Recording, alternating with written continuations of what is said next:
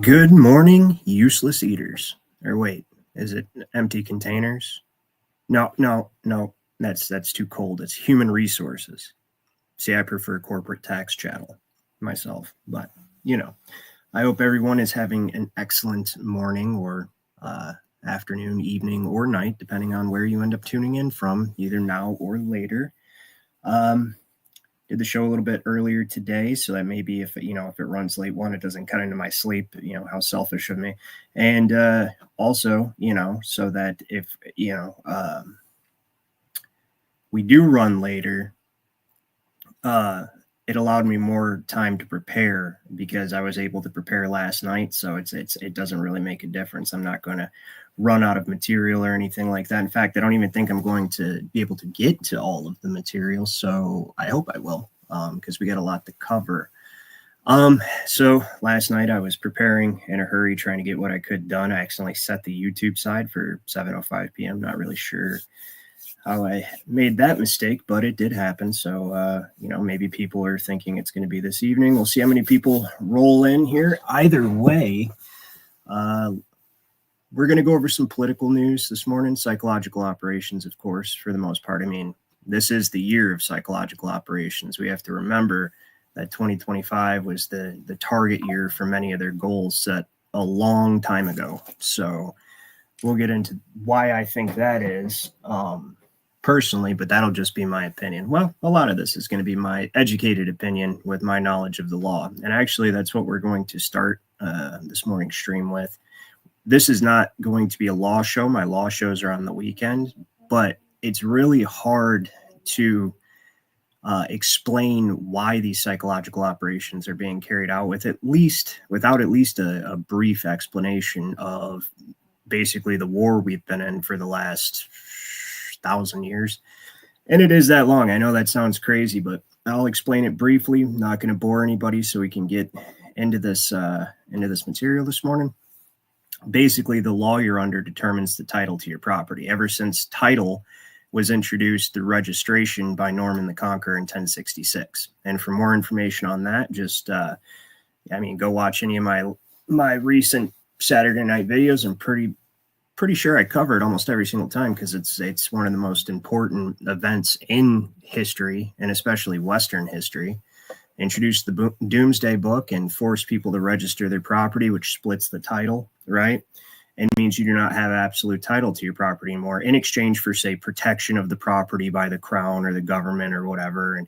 But you also have to use the property the way you're told to use it. So the law you're under is in direct relation to your title to your property, or if you have absolute title to your property, rather. So absolute freedom, or common law, right, under common law, which is the law of sovereigns, and it's the base law that every other law has been built up off of, is absolute right to your property, right, unless you contract that right away with somebody else. It's absolute right to your property. And we're going to get into that a little bit more, but we're not going to go too deep because that's what Saturday night's law class is about, and this is supposed to be entertaining, not boring. So but it is. And so absolute proper right to your property is common law, the law of sovereigns, and absolute tyranny is communism, where your estate and your property have been placed under permanent administration. And as I said in my last Saturday night law class, property is an extension of will. We are at least in this country, and that's what makes this country the most unique, and why it's so important that our founding documents never fall, which we'll get into later as it applies to the political news and my opinions on it. Because as long as our founding documents stand, then the people are the source of sovereignty, as opposed to English common law, where only the royal families and just the royal families in general, because that's what makes up the barons, and they are the ones, the aristocracy, they are the ones trying to take us back over. With the Treaty of Verona, they vowed to destroy popular sovereignty because it threatened monarchies. Okay, that's the Treaty of Verona. I've shown that on my show as well. That led to the Monroe Doctrine in response here by James Monroe, who I believe personally was assassinated. It's convenient. He died on July 4th. Thomas Jefferson died on July 4th. And I want to say it was John Adams also died on July 4th. And they were all discussing about the infiltration of, guess what ended up becoming communists into the country. Even the Constitution was subverted. So it was a subversive document, if you do not know the law. So that's going to bring me to my next point. Control of information, and that's why I'm doing the show in the morning, but you have to have that little bit of lawful prerequisite before we can really understand the purpose of psyops. The control of information is so important. That's why they knew to take over media and education systems. That's what they did all through the Middle Ages. And then when the printing press came, so in the Middle Ages, they took over control of art and poetry and what literature there was. And then with the printing press, there came reading societies. And these subversive, what ended up being called the Illuminati, when it was created in 1776, which is a real organization, historical. So you don't have to believe me. You can look it up. They began infiltrating reading clubs, various reading societies. Even George Washington wrote a letter to G.W. Snyder in the founders.archive.gov about how the Illuminati had come over, started Democratic Society, George W. Snyder said, and the Democratic Society, right? And that becomes important because I'm not going to get into the left, right. Most of them are all scumbags. There's so many, people that are supposed to be conservative and traditional, and, traditionally what we would call right wing, right? Which is, there goes the dichotomy again, the left right paradigm, but they're just rhinos is what they call them in popular parlance, right? And most of them are scumbags, but the Democratic Party has always been the party of the Illuminati, and they are communists, and there's communist subversion in this country. And that's what we're going to start this with a little bit. And this is old news, we'll call it, because it's going to lead into current events. But first, I want to show you a little Russian experiment as people come in. And it was invented by, I believe, a Russian college student, and it shows the importance of control of information in a very simple way. Okay, but let me say hi to the people who have already gotten in here. Let's see, we've got Beyond Elemental. Good to see you. It's the first one in here. Hold the line. Your show suggestions were phenomenal. I decided to keep the original one because you actually made me realize something. You said if I chose the ones that you had suggested that I like Behind the Headlines, right, or I forget what the other one was, like News Under the Lens or something like that, it would attract like your normal, average, everyday people. But we're in a position, things are changing. There's a consciousness shift, in my opinion, where people are waking up. And I think that's why these psyops are so terrible. It's not so much that the people that are carrying them out are stupid. It's that they're so used to not having to try very hard, because the moon landing worked. And now when we watch footage of the moon landing, we're like, that is the worst looking shit I've ever seen. But it worked. You sold the whole world on it, right? But there's a difference, not just in technology, but also in the consciousness of people. And they're fighting it by, through the food and the water and the spraying and everything that they're doing. They're trying to dumb people down. But it's just not working for whatever reason. I can speculate, but observational fact shows that more people are awake today than ever before. And could also partially be because of the availability of information, of course, right? But yeah, so the importance of controlling information, right? Or that's why the psyops are so terrible, is because they're so used to being able to control that information that's now so readily and instantly available. And also people are more aware of what's going on and more analytical and more observant, right? So check out this very simple, good morning, Peg's Place. Check out this very simple experiment created by a Russian college student to demonstrate how the control of information and why the control of information is so important. There. And we'll see if we get a few more people pop in before I go over the old news for you. It's very old, but it leads into, it's everything that's going on today. You'll see how it applies. It's not that old. It's 1963, but anyway. Well, it'd help if it wasn't muted. That an uninformed majority will always lose a battle of information. Well, there, check this out.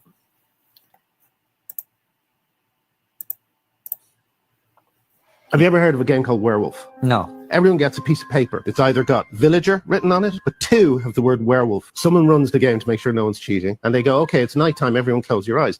Werewolves choose someone to kill, and the werewolves go. They say, okay, everyone close your eyes. It's morning time. Open them again. During the night, Francis was killed. There's then a conversation, and this is where it gets interesting, between all the villagers and the 2 werewolves over who the werewolves are. Then at the end of the day, the villagers have to decide who they're going to kill. And they say, well, we're going to kill Constantine. it's revealed by the person running the game, I'm afraid Constantine was a villager.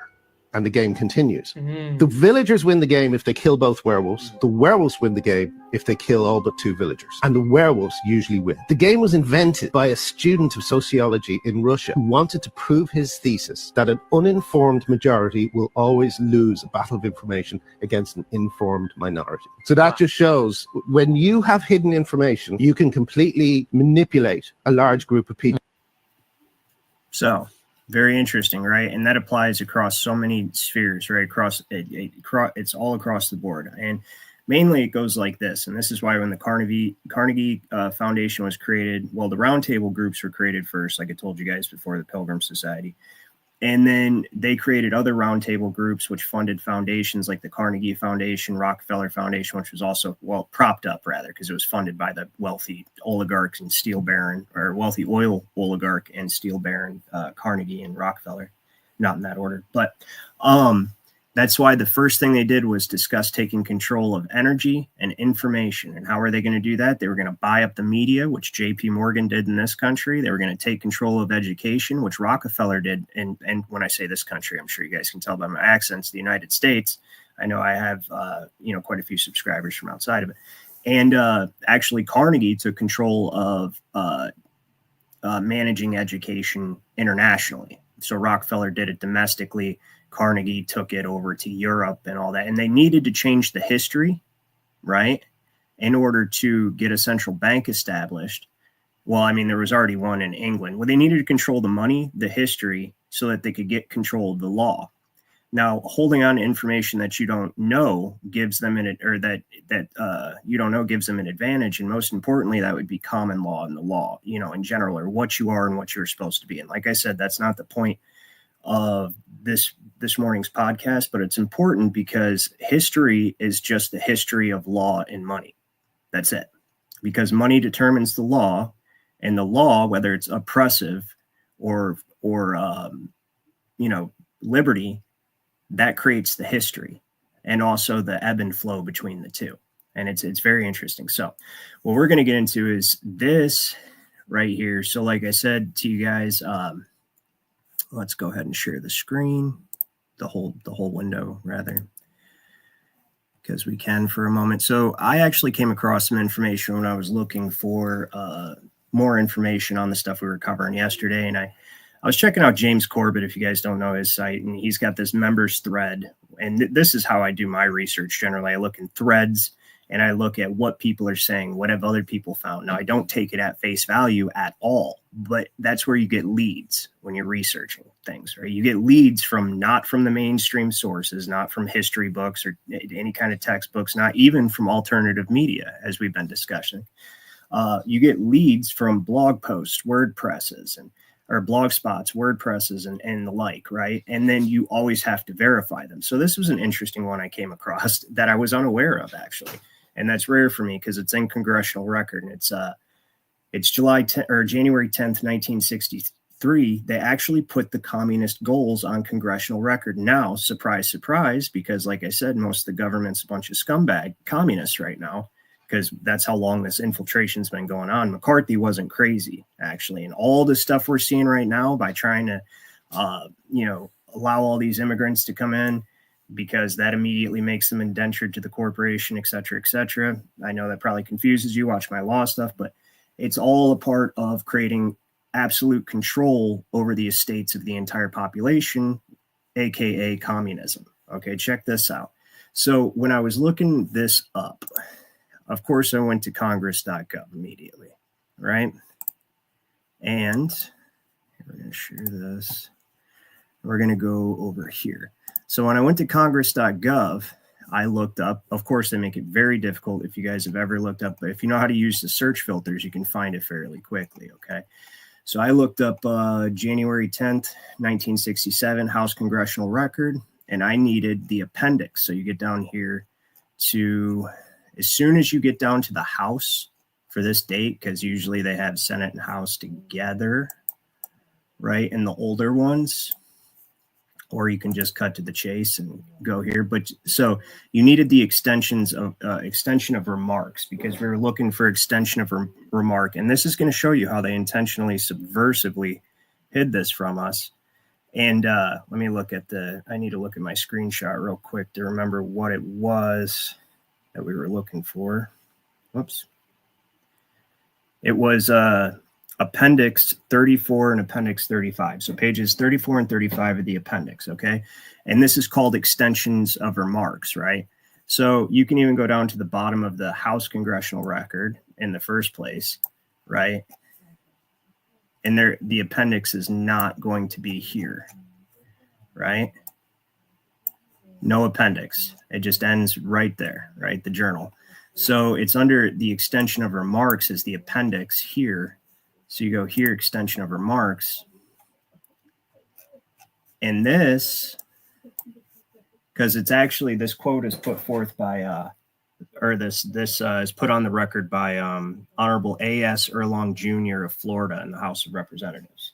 Okay, so we look for him, and you don't find him in the House section or in the extensions because it stops. I don't know if you guys can see this. It stops literally right in the middle of a sentence because they cut it off, which is highly unusual for government record, right? They're not supposed to be doing shit like that, but it cuts it right off here.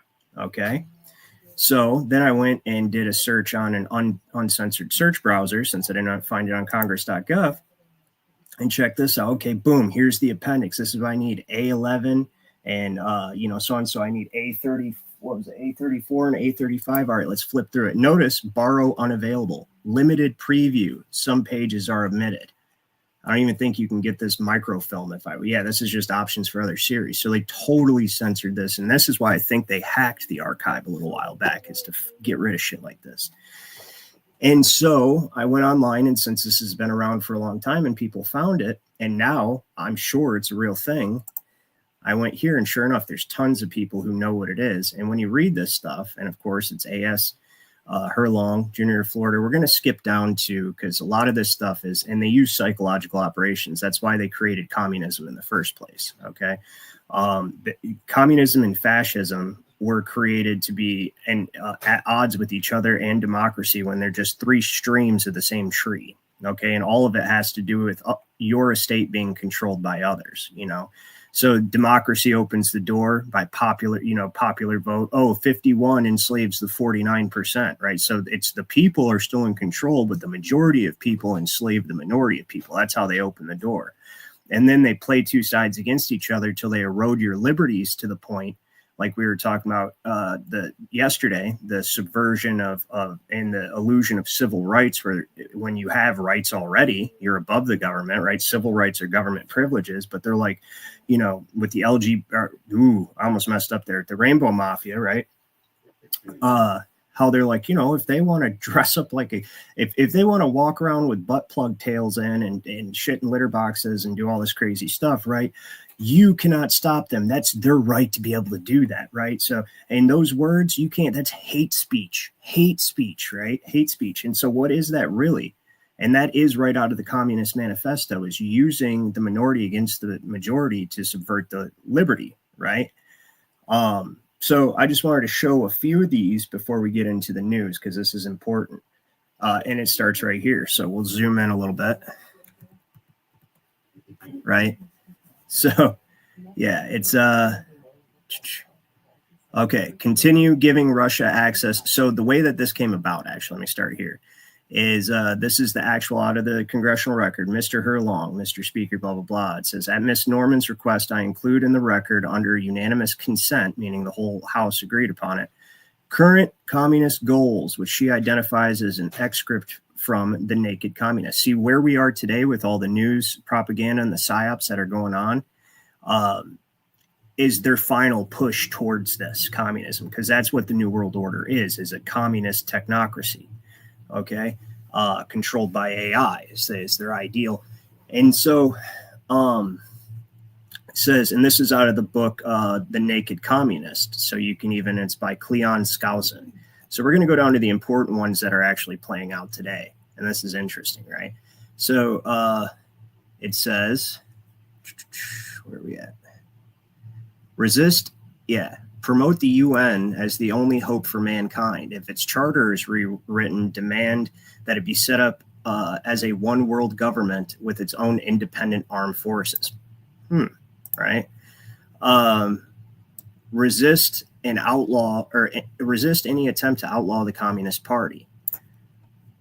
Do away with loyalty oaths. What you guys will find funny is that a lot of judges right now all across the country do not have bonds. That goes back into my study in law. They have no oaths, they have no bonds, right? And continue, because they're communists. The bar is communist. So continue giving Russia access to the U.S. Patent Office. Capture one or both political parties of the United States. Check, right? Use technical decisions of the courts to weaken basic American institutions by claiming their activities violate civil rights. That's exactly what I was telling you guys, right? Good to see you, Godheart Guardian, CJ, Valley Parks. Glad you guys could join us. Who else joined us? The Peaceful Penguin, Dorian Gray's in the house. Good to see you, man. Big Pine Sailing, Peg's Place, Old Me No More. Good to see you guys. Theo Shen, good to see you. Yep, you guys are rolling in. That's cool. All right, get control of the schools. Now, this is get control of the schools. Use them as transmission belts for socialism and current communist propaganda. Soften the curriculum, make kids stupid. Get control of teachers' associations. Put the party line in textbook. Gain control of all student newspapers. Again, controlling information. Use student riots to foment public protest against programs or organizations that are under communist attack. Infiltrate the press. So this is check. Now they're just taking off their mask because this is where we are, right? Continue discrediting American culture by degrading all forms of artistic expression. An American communist cell was told to eliminate all good sculpture from parks and buildings, substitute shapeless, awkward, meaningless forms. Check, right? They're tearing down monuments and, statues and stuff like that. And this is the real intention behind a lot of this stuff. So control art critics, directors of art museums. Their plan is to promote ugliness, repulsive, meaningless art. That's because beauty inspires a connection with the divine.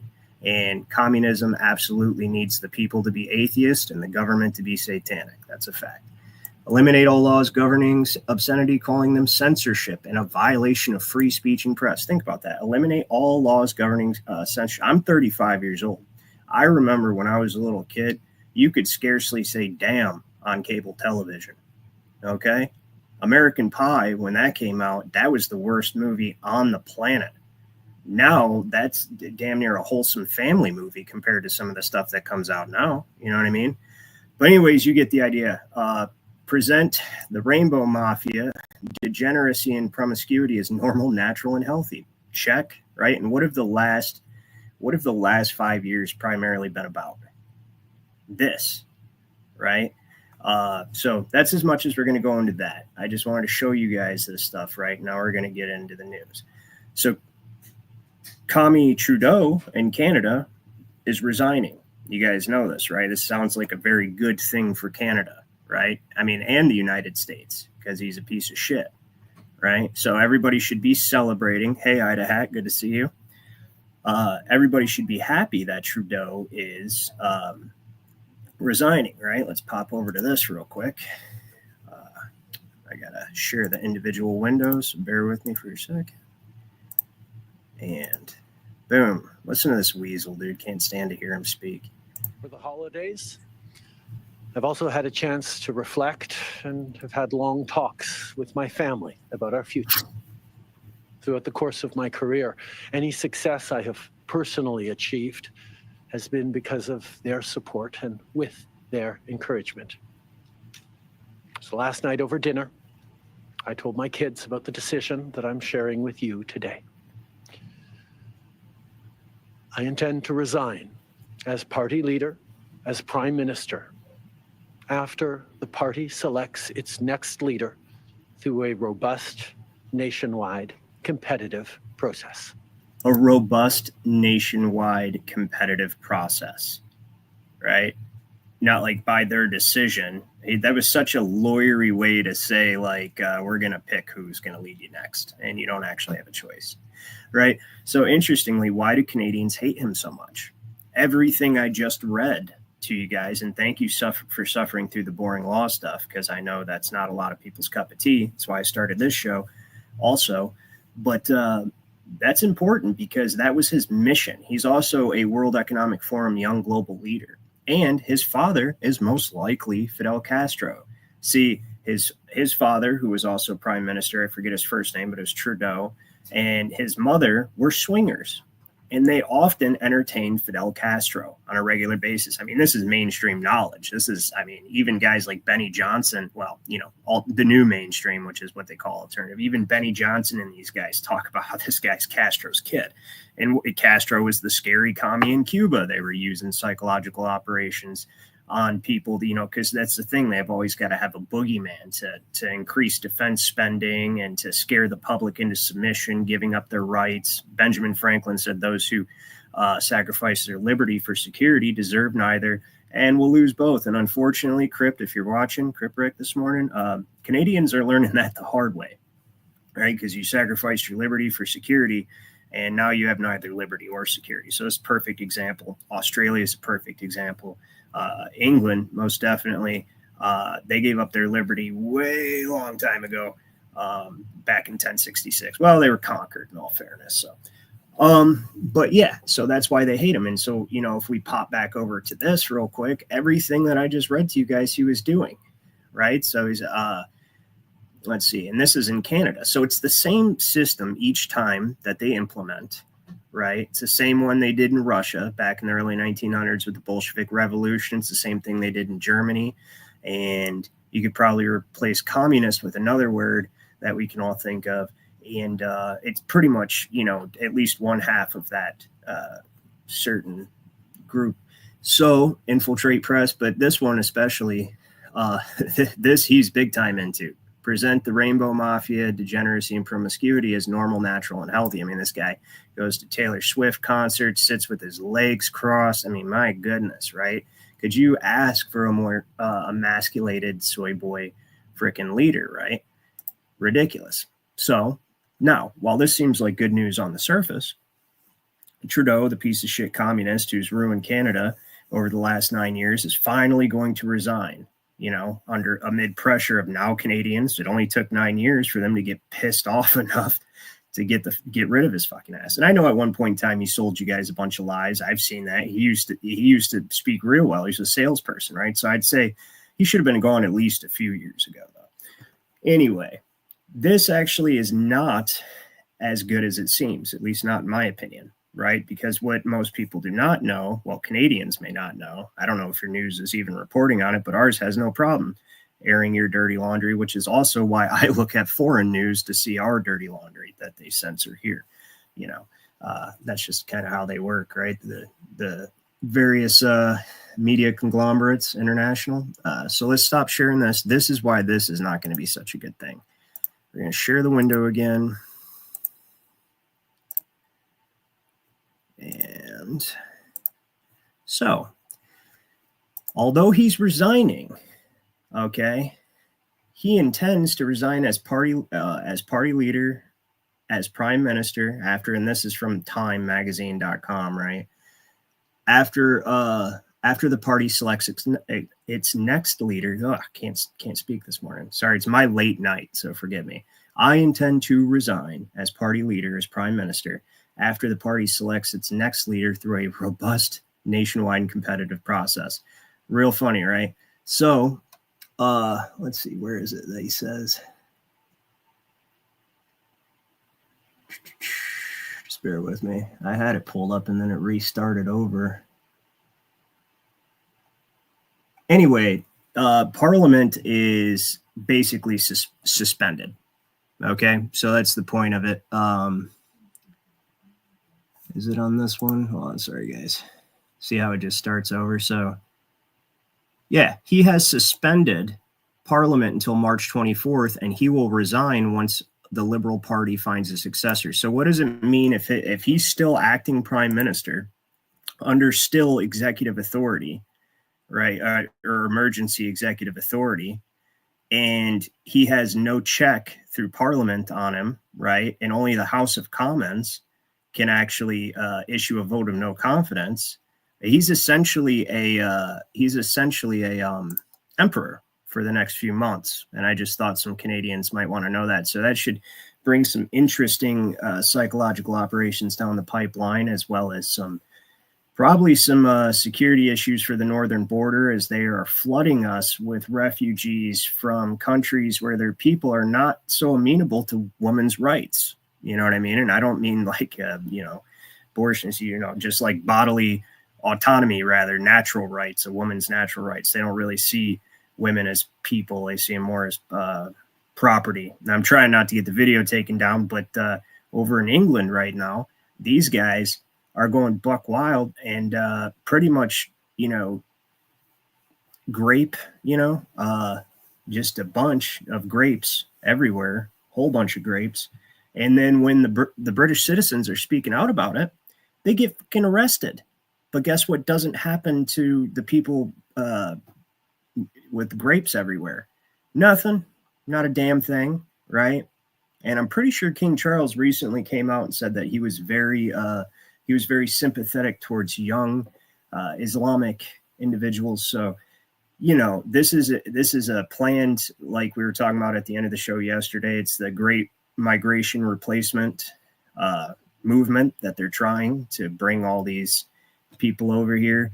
For what purpose? I have my own opinions, and when we start doing some Rumble exclusive stuff, I'll expound more on that. But hey, let's take what we can get. Justin Trudeau is resigning, so I guess we just hope he doesn't completely destroy Canada, because that is our northern neighbor, and plus we have friends in Canada, and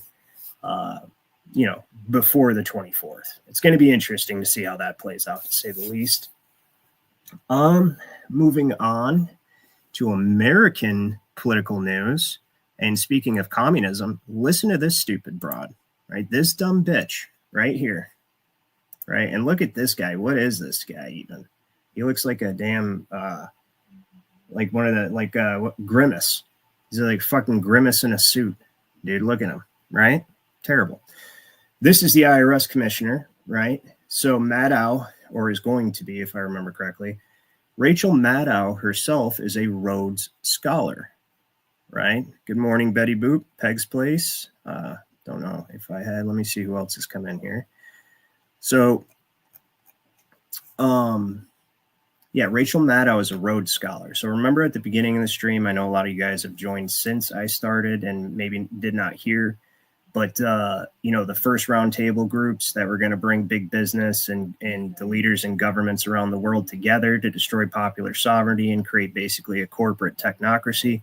Well, Cecil Rhodes, who was funded by Rothschild and created the Blood Diamond Imperial Trade in South Africa for the British, right, which I'm sure the South Africans really appreciate, the indigenous ones, right, because now they have work. They just, they don't necessarily get paid a whole lot, and they're generally children, but, what are you going to do?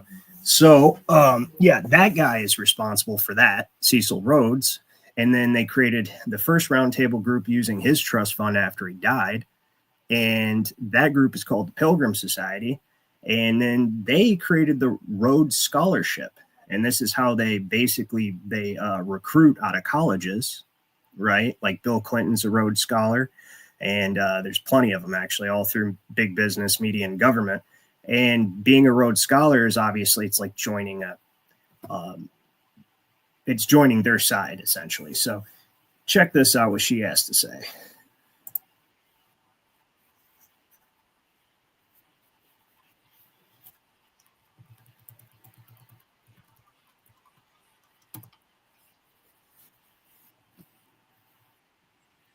So hold on, we'll back up a little bit because I really do agree with her, actually.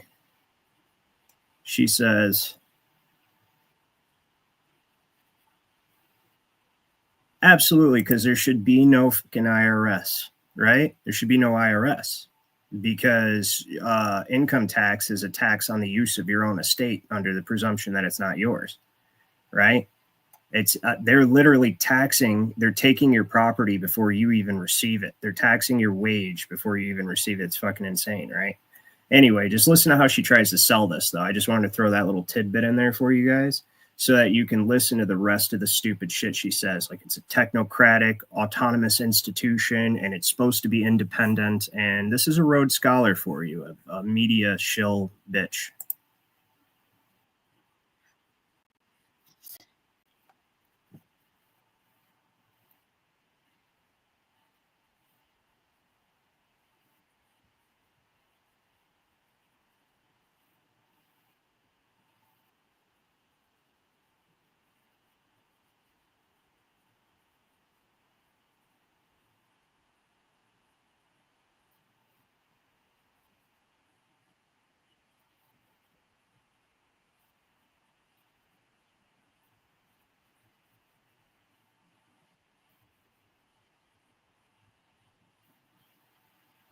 That was a load of absolute propaganda horseshit. Just one of those agencies. Right. Because they're independent, right?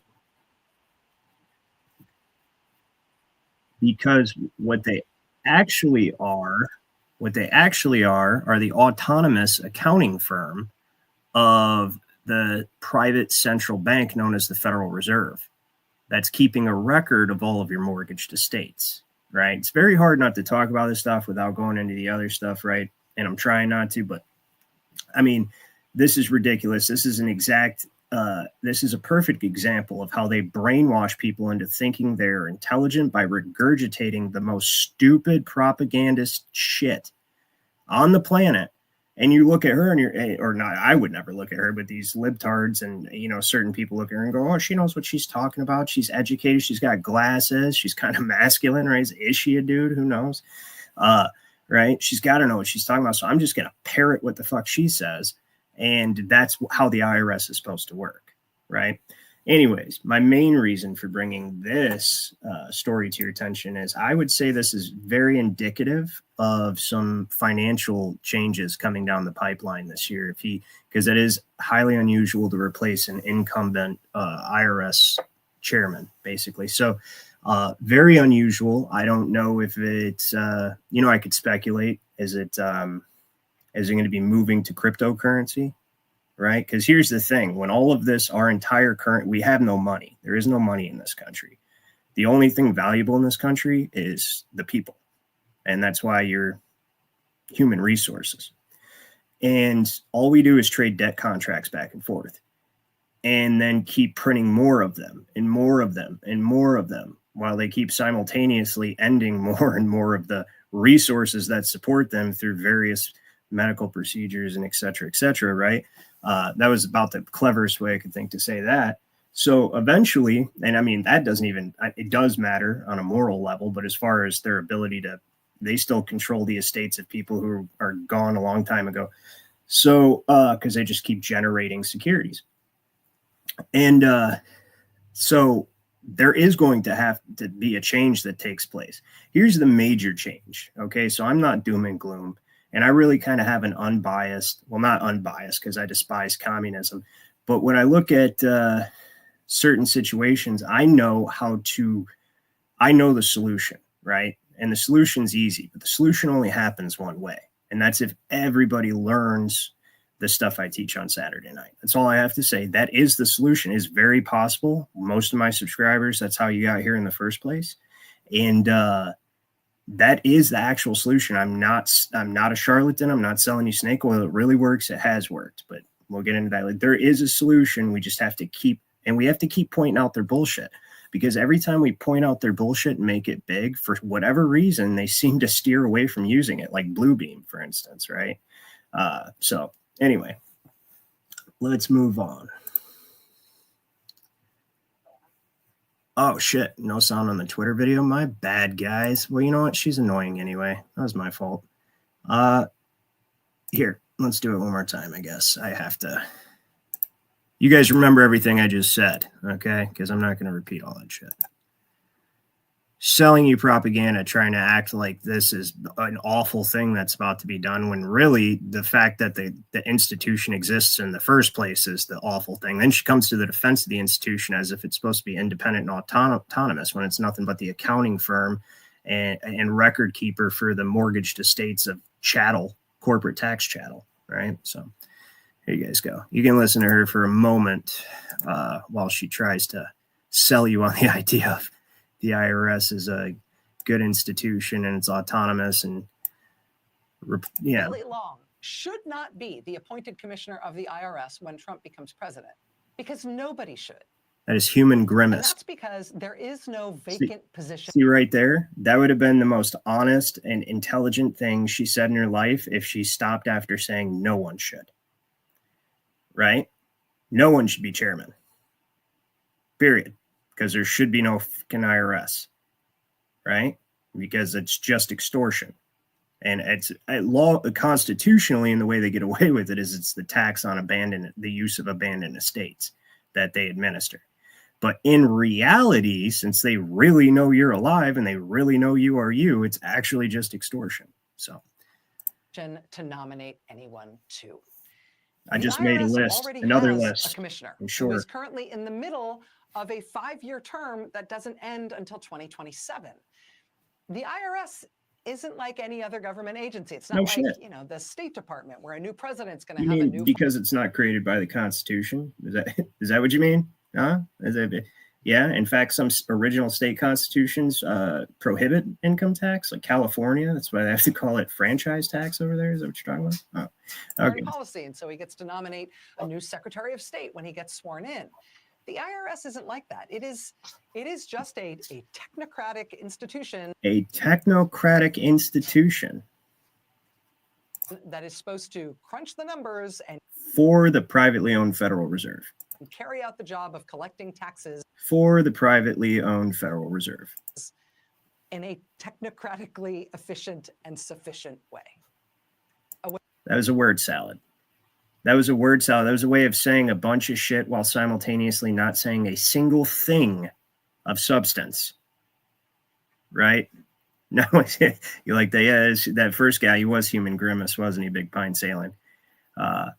So, yeah, no, really all nations. So, Peg's Place says China's broke. Really all nations that use debt as currency are broke. Right, they've mortgaged the productive value of their citizenry, and the only way they have better credit with the banks is if they have stricter compliance enforcement, which is also called police or revenue collectors or pirates, as I personally like to refer to them as, pirates. Right, so they have a better bond rating, right, with the banks if they're able to enforce compliance to the trust indenture. But again, we're getting back into law.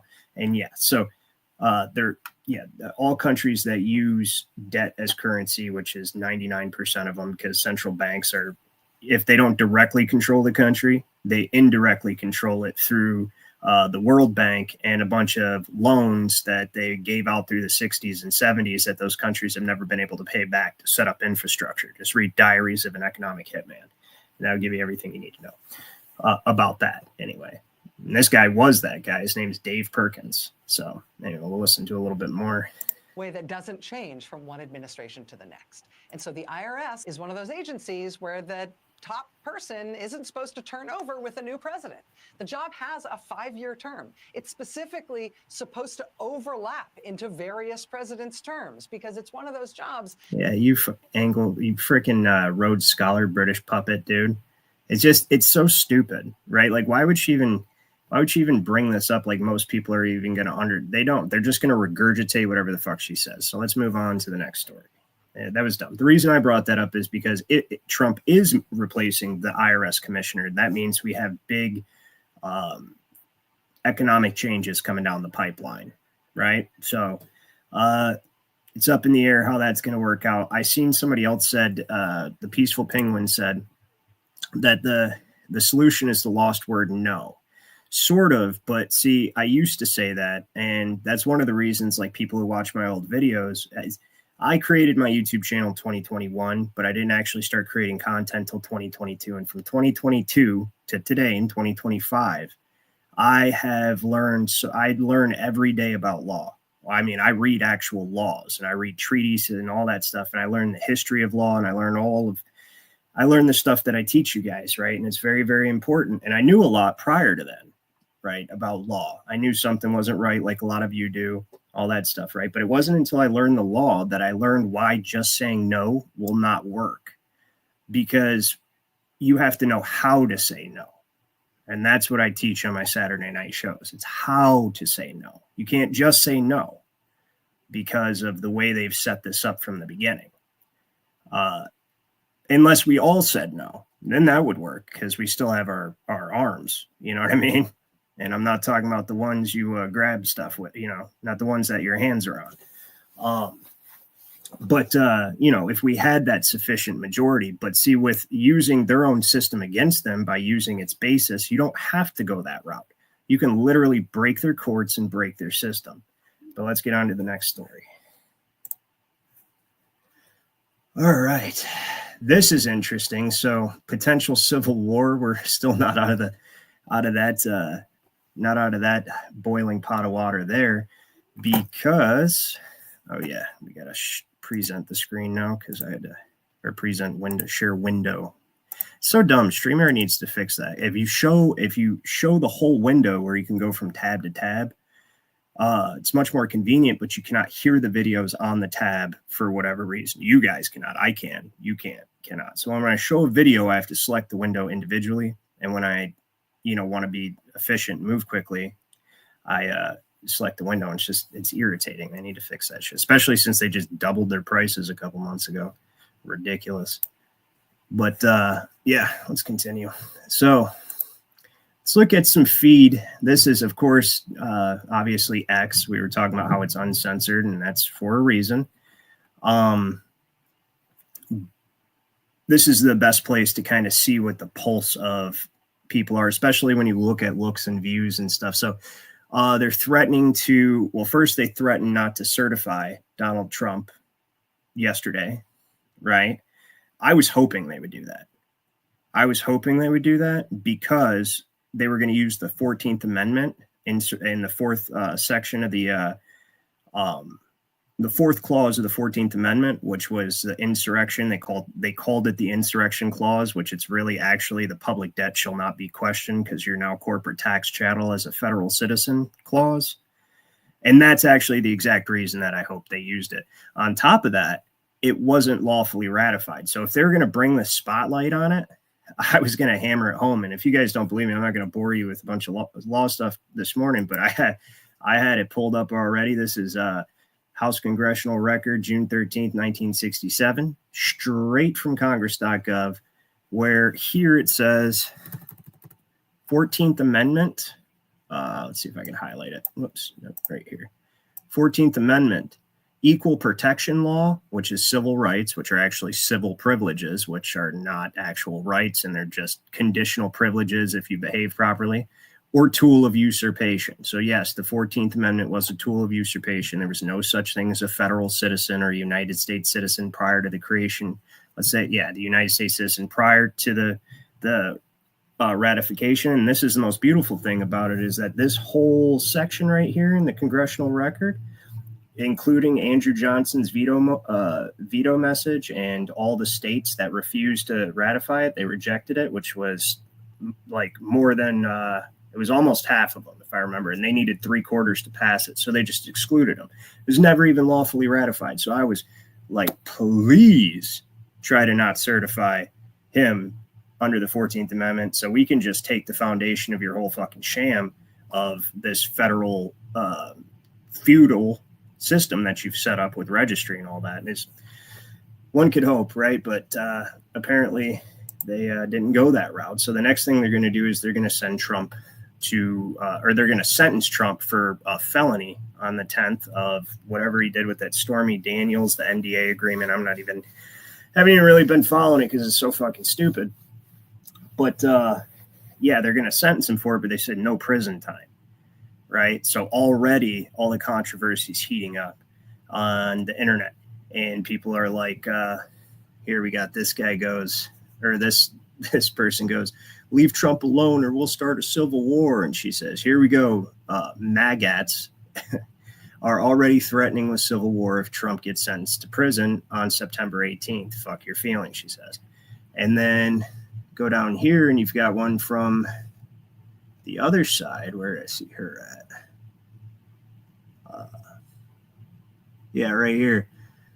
Judge Marchin delays DJT political sentencing until after November 5th, perhaps. And this was from September 6th. And so they've been pushing the Civil War narrative the entire time, right? They're really trying to get people to bite onto this. And if they did want to set off this tinderbox, arresting Trump would do it very, very efficiently, I think, because they push people into communism so hard for the last 4 years that, and then basically essentially directly threaten their children with the Rainbow Mafia. I mean, you had an entire parade marching down the street saying, we're coming for your kids.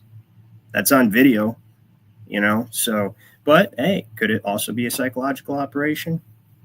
Of course.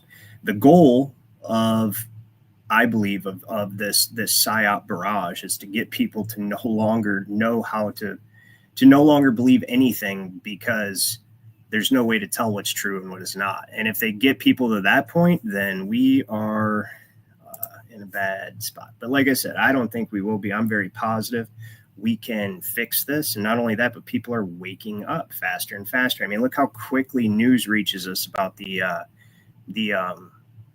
false flag terror attacks, everything that goes on. I mean, investigators, you've got a whole squad of, an army of internet sleuths who are actually, and they want to go, oh, some person on the internet thinks they're a detective. Actually, a lot of these people are smarter than detectives. I'm smarter than a detective, or at least as smart as a detective. It doesn't take some fucking rocket scientist to be able to use logic and connect dots.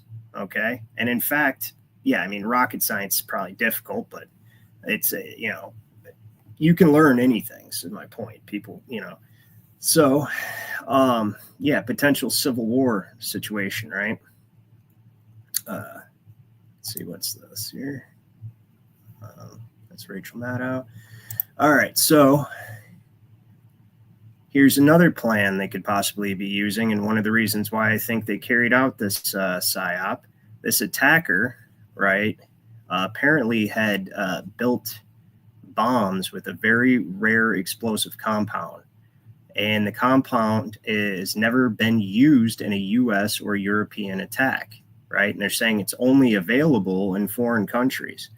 So here we have the setup for saying it was supplied by Iran, right? So with the blue and yellow country war settling down over there, and people pretty much over sending billions and billions and billions of dollars to basically pay for the oligarchy over there's new Ferraris and, essentially, eliminate most of their people. People are tired of that. Well, they need a new war. See, that's the whole thing. What George Orwell wrote in that book, 1984, which he wrote in 1948, was very astute, where it's like they needed the nations always at war. And in the preface, he says, you need constant war for several reasons. One, that's how you engineer change in society and get people to accept a form of martial law, as if you're at war, because it's considered a state of emergency. And we discussed this yesterday. Secondly, that's why they treated the last 5 years, the invisible enemy, as if it was a war on an invisible enemy, and anybody could be the enemy, right? So why not? Even used wartime production laws to do it, right? Let's see here. So they're trying desperately to frame us or to program the people into believing that there's a boogeyman out there again. And there is a boogeyman, but it's not out there. It's all intertwined in our country right now, in every country really, right? And it has been for some time, and they're all working together. And they are desperately trying to get us into this one world technocratic communism, right? So, yeah, so you got Cylon Killer says DJT's court case is nuts. It absolutely is. I mean, that is the dumbest shit ever trumped up. Get it? See what I did there? Trumped up. Not only that, but it's an obvious communist. So I'm not going to say the bar, but I am going to say, and I can't believe I didn't show this before, but before my computer crashed, I had found the congressional record where they had, and I'll have to find it again, where they had come out and said that the Lawyers Guild in the United States was actually a communist organization. And once you look at what they do, right, these merchant attorneys, which to a torn is to take one person's property and give it to another, they only serve in a feudal system, which again is the split title where you don't have the right to your own property, you just have the right to use it. And that is communism. And in fact, in communism, it's an extreme degree where you have very limited right to use it. Now, another thing with this terror attack I find interesting that I wanted to add on from yesterday is this. So the two attacks that were carried out were the cars were rented from a company called Toro, right? And Toro is a service where you can rent cars from private owners. So that is a perfect setup for an attack on private property as well. Absolutely. It's maybe, because it's not able to be regulated and tracked, and we don't know whose car is being loaned out, and we don't know who's renting the car, and it's not under our observation and our control. So we need greater control over this, just like the Cybertruck attack, or all these attacks could be used to implement a track and trace system, ID 2020, any of these things that they want, because we need to make sure that you're that you're a citizen. We need to do all this stuff. So, there's so much potential for this to be used to, if people actually buy into it, to get people to sacrifice more liberty for security, of course. And the abolition of private property is exactly what Klaus Schwab said he wants. But honestly, I think the World Economic Forum is over with, personally. Right. So I was actually going to show this earlier, and I cannot believe I didn't because I forgot about it. But here is the alternative. So this is actually a complete inversion. So in the 90s, there was this plan called the North American Union. Now, people talking about it right now, because they actually do not know anything about the law or how it works or how our government was originally set up or anything like that, why the founding documents are so important, because they established the people as a sovereignty. Okay, so this would be the complete inverse of a North American Union. So if a North American Union actually happened, and they were talking about introducing the Amero, and this was a big Rockefeller Foundation plan, they put out documents about it, and they were, but if they were able to convince people to do that, then it would basically merge all three countries into one conglomerate country, and we necessarily would have to cede our sovereignty. Even though we are not, like, the average person as a 14th Amendment corporate tax chattel is not sovereign by any means, not even close, right? In fact, you're pretty much, you're under a trust indenture. You can still get back to it because it was all done through fraud, coercion, and collusion. And I prove that all the time. And it's just as simple as realizing how powerful you are, going down to your record and claiming your estate. But we're not going to get into that this morning. It is that simple, though. That's why this is the inversion of that, because when he's talking about, and they're saying that that's one of the reasons that Trudeau's resigning, is because basically Donald Trump was like, do this or you're going to become the 51st state. And I imagine Britain wouldn't be too pleased about that, because that's actually Britain's property, right? They actually choose the Solicitor General, who is actually in control of Trudeau. Instead of being a North American Union, this would just basically usurp a bunch of resources, and of course human resources along with it, but large amounts of resources into this republic while simultaneously maintaining our founding documents. You know what I mean? So it's definitely a better alternative. But back to the terror thing, I think this is going nowhere. Nobody's buying this shit. And all over the media, everybody's already picking it apart. I mean, the guy, the Cybertruck guy, right? What he was found with a gunshot, with a wound to his head, right? And then blew up the car or truck. How does that work? Now, I get it. You could have a timer or something like that, but he was supposed to have a Desert Eagle, right? Now, I don't know much about Desert Eagles per se, and I don't know if they come in different calibers, but generally the one I always hear about is a 50 caliber. Now, it's not a 50 caliber BMG, right? But it's still a 50 caliber. And so I'm pretty sure that, the head's not going to provide too much resistance to that, and neither would the roof of the Cybertruck. But we see none of that stuff going on, right?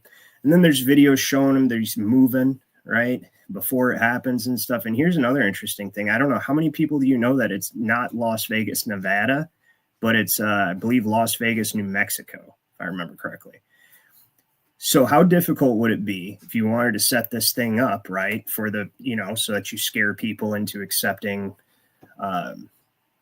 track and trace, or the abolition of that new Toro where you're actually free to just loan your private property if you want to, like you should be, because We don't want that in the hands of the people. Government better control that. In fact, give me your car, right? Now you can only use rideshare, right? You will eat the bugs, right? So how hard would it be? So, and it would also make sense why the Cybertruck was picked is to basically put in the address into this thing, have the person unconscious, right? Put in the address and have the thing drive where it's going and then detonate it. And so evidence of this could be in the fact that it was not the right Las Vegas, right? So maybe the Cybertruck drove all the way to the wrong Las Vegas, or even more likely, and what I personally think, it didn't fucking happen. And then we were showing a AI created video, and that, like I was saying yesterday, they're just basically creating our own echo chambers with our For You feeds using AI algorithms and behavioral profiles created by AI using our data. And they're just basically creating echo chambers for people. And, the ones that are like us that don't buy the bullshit, they're trying to radicalize us, which could also be used in the future as an excuse for censorship. Because here's the biggest thing. Until people want to take self-responsibility and self-accountability, these fucking psyops will still keep working. Right? So let's move on. We're actually moving pretty quickly. We've been on for an hour, and I'm getting to what might get this struck down later. Right? Yeah. So I'm actually surprised the video yesterday stayed up. Now, yeah, I am. And we, so far, let's say so far, and that might end after this morning. So if you have not subscribed to my Rumble channel, I'll put a link in the description of this as well. This show eventually, once we get, enough people over there, would be much better to do on Rumble platform, because for now it's the free speech, one of the free speech platforms for the AI data collection. So, oh yeah, I'm not going to be able to show this.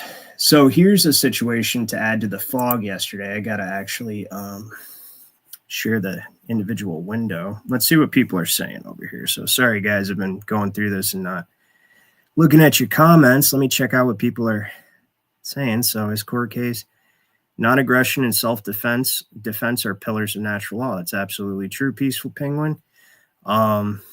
Make America broke again. You can't really get much more broke than using debt contracts as currency.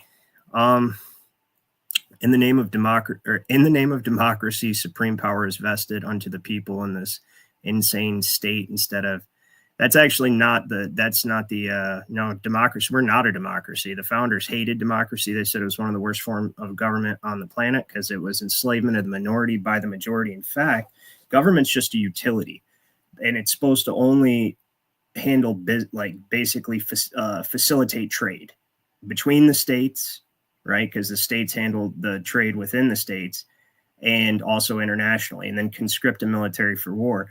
The people are above the government, and you can't even come under the government under common law originally. You can only come under a jury of your peers. Okay. And why is that? Because the word peer means sovereign. And like John Jay said, one of the first Supreme Court, Superior Court judges, he said, the people are sovereigns without subjects. And what that literally means is that once you know how to use common law, if they trespass upon your estate, because this all goes back to houses and estates, and that's the truth. That's why the House of Rothschild still to this day is the House of Rothschild. And it's part of their family law to never let their the transfer of their estate and inheritance go to probate court. Never. Because once probate court gets its hooks in it, well, you end up where we are today. So it's all about houses and estates with a seal, which is how you make a covenant, right? And if the government trespasses upon your estate, you can file an at-law action against that person individually, because the government cannot deal with you, right? Only your peers can deal with you, unless you're on federal territory, which was a dockyard or a base or anything like that during a wartime situation, or if you're in the District of Columbia. But not to get too much on that, let me share this over here. So democracy, no, we are never supposed to be a democracy. You only became a democracy after you fell into the 14th Amendment contractual black hole, as I like to call it, where you became a subclass of citizen called a federal citizen whose estate is under the administration of the federal government. They created that for the newly freed slaves after the Civil War, didn't even get it lawfully ratified, just pushed it through because they didn't abolish slavery. They expanded it to include everybody under trust indenture. That's why the fourth clause of the 14th Amendment says the validity of the public debt shall not be questioned. And the first sentence of it says all persons, not we the people, but all persons, which is not people, right? A corporation is a person. All persons born or naturalized in the United States and subject to the jurisdiction thereof. So in that sentence, it used United States as geographic, the United States collectively, and subject to the jurisdiction thereof, right, are now citizens of the United States. Now they're talking about the corporation and the state in which they reside. Why would you have to state that if that was our, and plus the Black's Law 4th edition, 3rd edition, 6th edition, they all tell you the 14th Amendment created a federal citizen. That is a slave. That's when you came under democracy. That's why Abraham Lincoln is the most treasonous, tyrannical piece of shit president in the history of this country, seconded only by FDR. And the only reason he's not the first is because if Lincoln didn't do what he did, FDR would have never been able to mortgage the estates of the 14th Amendment citizen and create Federal Reserve notes and then create an entire securities and exchange system that now is the backbone of the entire world economy through the Securities and Exchange Commission here in the United States. So if any lawyers ever want to, debate with me, I know this shit inside and out. Anyway, let me share this screen here before I lose you guys with the boring law stuff.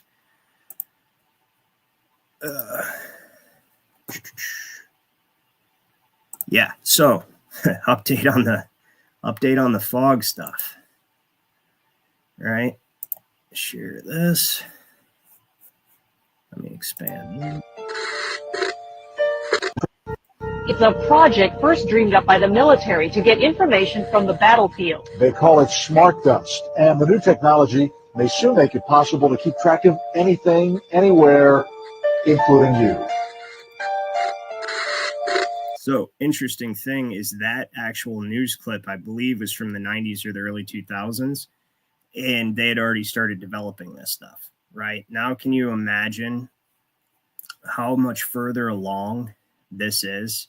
And so what I think they're doing, well, here, let's watch the rest of the video. Smart dust originated with DARPA back in the 90s. This powder-sized chip is something called the Mu chip from Hitachi. It's the smallest commercially available RFID system in the world. You can literally scatter this stuff like dust or embed it into a sheet of paper. It doesn't require a battery. Flecks of computing power settling on your skin, ingested, monitoring you inside and out. The nanoparticles are designed to go under the radar of the immune system. And so they are undetected in the body. We have computing everywhere. We have connectivity everywhere. We have infrastructure that can compute those with new capabilities like AI. If you have enough data and you have enough computing power, you can understand people better than they understand themselves, and then you can manipulate them in ways which were previously impossible. Transhumanism is a growing movement that aims to use technology to modify our bodies, sometimes in radical ways to make them stronger, faster, and better.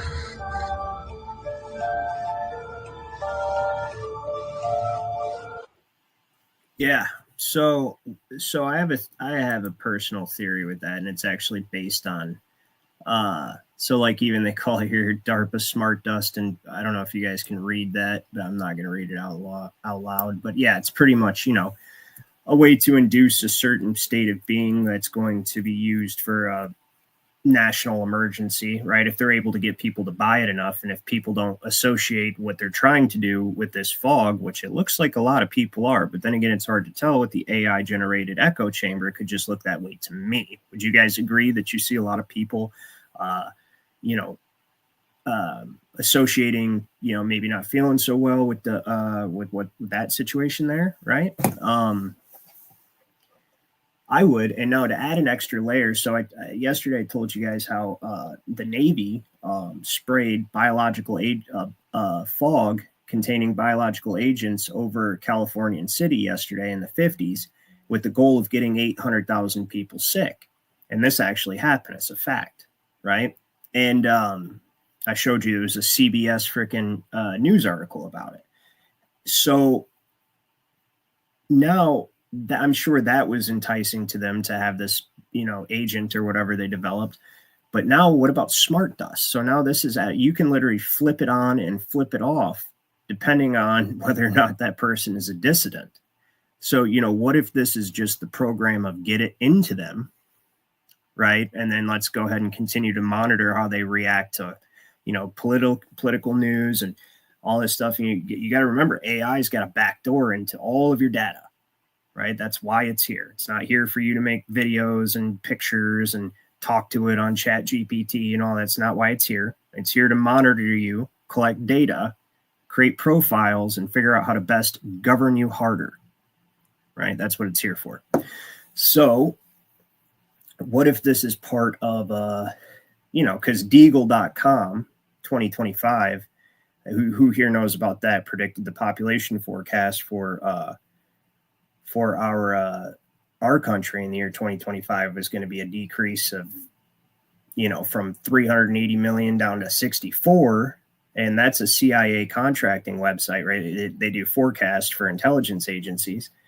And then they removed that from the internet. I remember I personally looked it up before they removed it.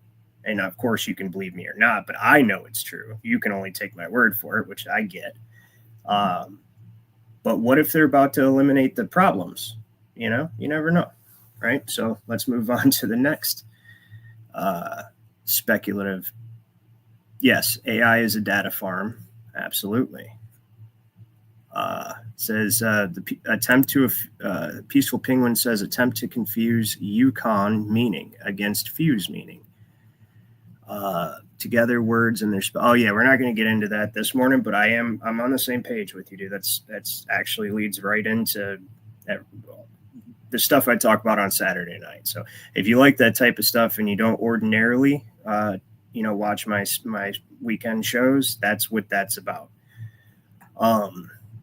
Let's see here. So let's go to the next one. Let me stop sharing this. I'm thinking I'm going to have to allot about an hour and a half. Like I said, this is only the second show. Sorry if it's a little bumpy. I started it earlier. I'm definitely tired from last night. Just got home, but that's not an excuse. And I just wanted to see how you guys would react to political news and whether or not you enjoyed hearing about it, or you just want to hear about the weird, because even the politics, most of it's psychological operation. I mean, absolutely. Like up in Canada with Trudeau, I mean, they're sitting there telling you, ooh, Trudeau's going to resign, right? But now he has imperial power till March. And he can do a lot of damage with the pen without any checks and balance between January and March. So, and it's just another way to trick people, get them all, get them to let their defenses down and all that stuff. So let's see, that's DARPA's. So here's a little bit more information on that smart dust stuff we should check out. Hold on. Did that a little backwards. I should have clicked on the page first. Damn you, StreamYard. That's that one, this one here. Okay.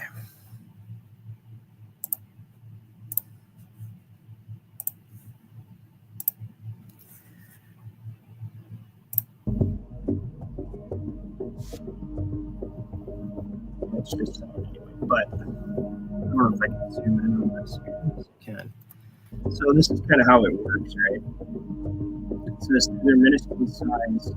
Though their minuscule size is an achievement in itself, thus motes its impressive for intelligence and simplicity of their achievement. Each sensor consists of a pair of electrodes to measure the nerve signals, a custom transistor to amplify the signal, and electric crystal serves the dual purpose of converting the mechanical power by externally generated ultrasound waves. With the number 5, a certain letter together, and then you've got the here. And so Waves electrical power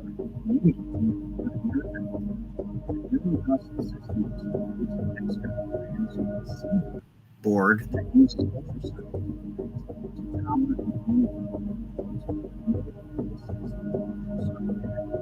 and listening for reflected voices. So this is how the transmits right? During testing, 9 millimeters.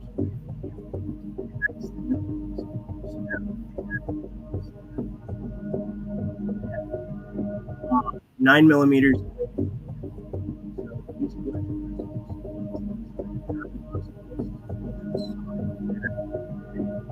External board.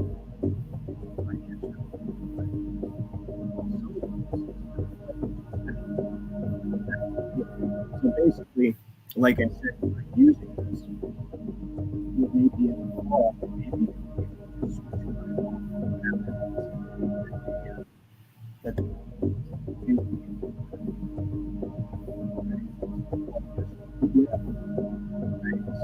winged variety of not feeling your best. So what do you guys think of that? Smart dust stuff there, right? Pretty interesting. I do think that could possibly be in the fog. But what has me confused is why the information is so readily available, if that's actually, or is it a red herring? You know what I mean? Is it actually going to come from somewhere else, like food, water? So, you got to remember only, one company primarily, really three, BlackRock, State Street, and Vanguard, which are also just controlled companies, control almost the entirety of food production, right? While the same corporate oligarchy controls your water treatment facilities and, it's everything that you consume, right? Not to mention all the stuff they spray on us every day. So it's like, why so much information readily available about the fog? There's no media blackout on it at all. I mean, CBS is openly putting out articles about how they used a fog in the 50s to try to make 800,000 people fall under the weather. Get it? Fall under the weather. And so it's strange to me. But here's our last little bit, and this might get us taken down. But this is a little bit older story, but it's been resurfacing with the fog and the potential COOF 2.0 that they're looking into. And it's actually a very good point, because he kind of did this and everybody knew about it, but nobody really made that big of a deal about it. Now that we look back on it, we actually look into the science of what he was doing with Oxitec, which I don't know how they're going to react to this video. I should really be careful about showing X videos on YouTube, but we'll give it a shot. So let me see here.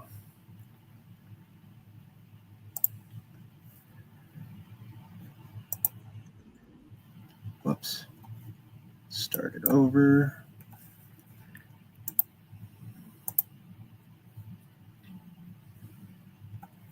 And yes, I seen one of you commented, please bring more of this stuff. I plan to.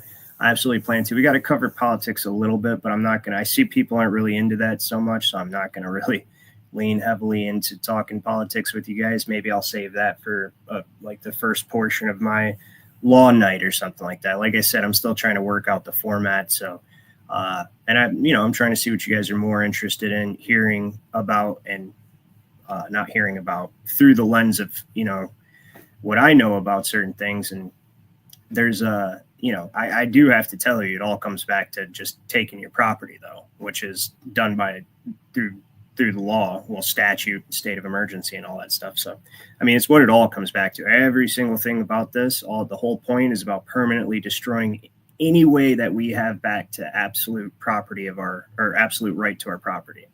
So, but we'll check this out and see if we get the stream taken down tomorrow or today, whatever. I've been up all night.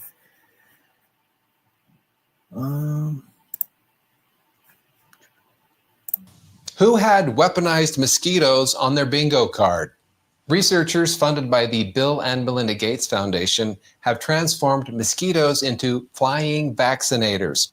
This is a new method to deliver malaria vaccines. Now, for those of you worried about consent, all I can say, YouTube, is thank God that I might go to hell for this. Thank gosh that he's able to get over those stubborn deniers that are putting us all at risk. I'm glad he found a way.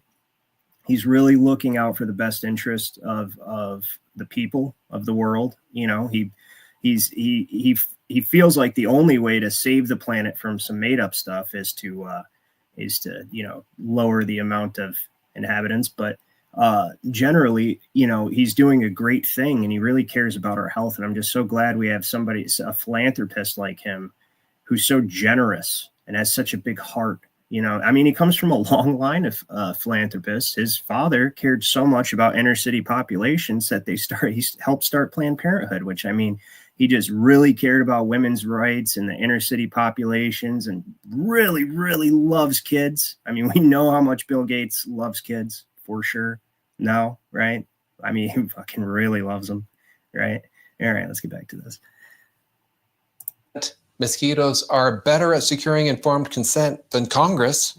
Researchers infected mosquitoes with genetically engineered parasites and allowed them to bite human test subjects in a controlled setting to inoculate them against malaria. Good job, Bill. When it sounds like the opening scene of a post-apocalyptic disaster movie, it's a good idea. Yeah, with these new mosquitoes, I'm just so glad he's able to get around those stupid deniers, dude. They're really putting us all at risk, aren't they, guys? Right? Shit. And like he said, mosquitoes are far better at engineering consent than the stupid government who, they couldn't do it last time. And we were in serious danger until the blue and yellow flag country. And that same day, somehow that magically fixed everything. Because I remember the same day that the blue and yellow flag country was started to get into a little skirmish. All of a sudden, that great terror that saved the day. You know what? I bet you Bill Gates is behind that too, because he just loves people so much. He knew that was going to fix it, right? So, thank you, Ida. I appreciate that very much. Dorian says, jail them all. Well, we wouldn't want to jail him for being so helpful, though, Dorian. You know what I mean? Right, YouTube? He's doing God's work. I'm definitely going to hell now. Yeah, couldn't help myself. All right, let's get on to the last section of what I think this Psyop is leading to, and that is going to be this food shortages as well. So,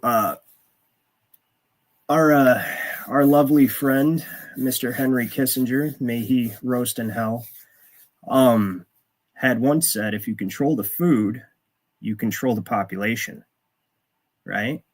And he also said, if you control the oil, you control nations. So, hey, control information, you have an advantage against everyone. Control the food, even greater, because even if they know what you're doing, they still have to come to you to, provide for themselves and their family. And then if you control their means of energy, which is why Tesla stuff got swept under the rug, right? Don't need that free harnessing the aether bullshit around here when we've got this liquid gold, baby, right? We don't need that shit. So, yeah. Oh God, these guys are insane, dude. These guys are insane. I'm trying not to get myself in trouble. If I keep talking, I'm going to end up getting myself in trouble. So I'm probably already in trouble. Control the food, control the population, right? At the end of the day. So let's see what we got going on over here. Eggs $1 a piece says it all. Luckily for us, hell is a man-made idea. Hey, hell can. The Buddhists teach that hell is a state of mind, right? And I've been there, for sure. I'm sure a lot of people have been there. Like I said, here's one thing. I firmly believe this. If you don't have any sort of, because listen, we're not even going to get into discussion, but my personal belief is my regular subscribers know my belief or my knowledge. I call it my knowledge because I don't just believe, but a tornado cannot, pass through a junkyard and leave a dealership in its wake. So intelligence and logic, common sense and reason would tell us there has to be a designer. And then I also look at what these people do. Ooh, you know what? Actually, so what I was going to say is we'll go through this real quick and then we'll have one extra story. See, I'm glad that's why I started this so early today, because I knew I was going to go. Did you guys hear what Vladimir Putin said recently about Western leaders? Which, of course, this could just be communist propaganda, but it's still funny, especially what we know about the royal family and all that stuff, because they generally like to worship, like how Hillary Clinton in her emails, she talks about, sacrificing a chicken to Moloch and all that stuff. And they're not joking. They get caught at Bohemian Grove around a stone owl and all this crazy shit, right? That just seems super demonic, not to mention all the demonic stuff they're putting in your face through the media. Jack Black just made a fucking movie where he's Santa and Satan, which is the same thing, but you know what I mean? And it's a kid's movie. It's a family movie about Jack Black being Satan. So, these people definitely believe in a dark force, right? Like an ultimate dark force that gives them their wealth and power. And you know what? Let me go back to the food control the population. I just show you this real quick. Food prices, of course, in California, where they've declared a state of emergency, are skyrocketing. Then we'll get to Vladimir Putin's comment about Western leaders. So let's share this real quick. We can just do window. All right. So this, of course, this was from the December 31st, 2024, $10 a dozen, if you can find them, for eggs, right? It's June 24th, whatever. Well, where's the other one? I thought there was another here we go. Eggs found, but price increased from a few days ago. Soon shelves may be empty. Milk, dairy in California will be affected due to recent news, right? And of course, California is more accurately described or named Commufornia, because it absolutely is, which is interesting, going back to the Pilgrim Society and the Brits trying to annex us.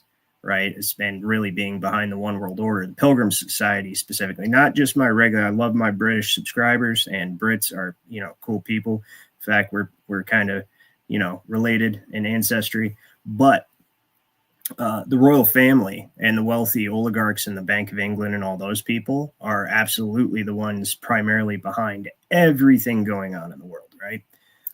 And I realized that through my research into the Pilgrim Society, which, of all the societies I've heard of over the years, I had never heard of that one until I started looking into Candace Owens and her father-in-law. But that's if you watch Satanic Experiment, if you're into that type of stuff, and you'll see what I'm talking about. But these people really are dark, evil people who really do want you to not be here anymore, and they really do worship some kind of dark entity, Mr. Obvious. So I don't have to tell you about that. You don't have to believe it, but they do. You know what I'm saying? I don't care if you believe it or not, and I don't judge you either way. But they definitely believe it, and your belief is not a prerequisite for them to believe it and still do the things they're doing. And there's so much evidence. Remember when Nike released a Satan shoe with a drop of blood on every sole, right?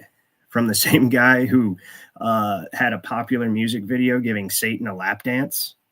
Those types of guys, or all the stuff coming out about the rap industry, all this. So there is, the intelligence agencies are absolutely, you can call them Ahrimanic, you can call them satanic, you can call them whatever you want to call them, whatever you identify that dark force is. I believe the Buddhists called it, it's Maya's the illusion, but that could also be the dark force in Buddhism. It's been a while since I read, but let's get to this Vladimir Putin. I did not pull it up, so bear with me while I look for it. Let me stop screen real quick, so I'm gonna have to present it individually. Let's see, Vladimir Putin. Hopefully it pops up on X. West leaders.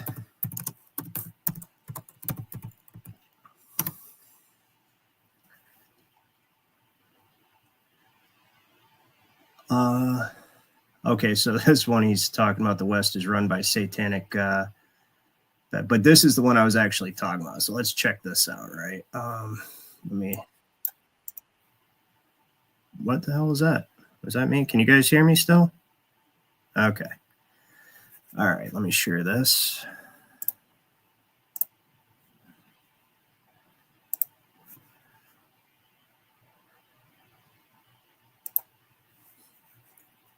Hopefully this one also has the translation. Says there's a very strong desire in. Очень сильное желание заморозить Let's see if we can существующее. find one with a spoken translation so people don't have to freaking read. Let's see. But the gist of it is different. The gist of it is that. Yeah. But the gist of it is different. The gist of it is that the so-called golden billion for centuries, for 500 years, they have practically lived off of other peoples. They were ripping apart these poor peoples, poor nations of Africa. They exploited Latin America. Cecil They Rose, exploited yep. the countries of Asia. And of course, no one forgets this.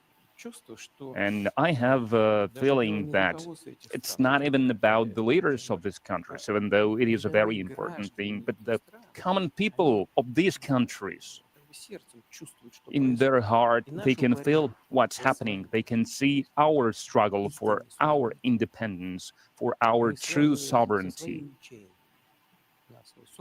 And they see this connection with their aspirations to be truly independent. Is this actually the vampire one, or is this a trick? There is a strong desire to freeze the current national affairs. They've been stuffing their stomachs with human... Oh, yeah. Okay, so here we go. Check this out. In international affairs. For centuries,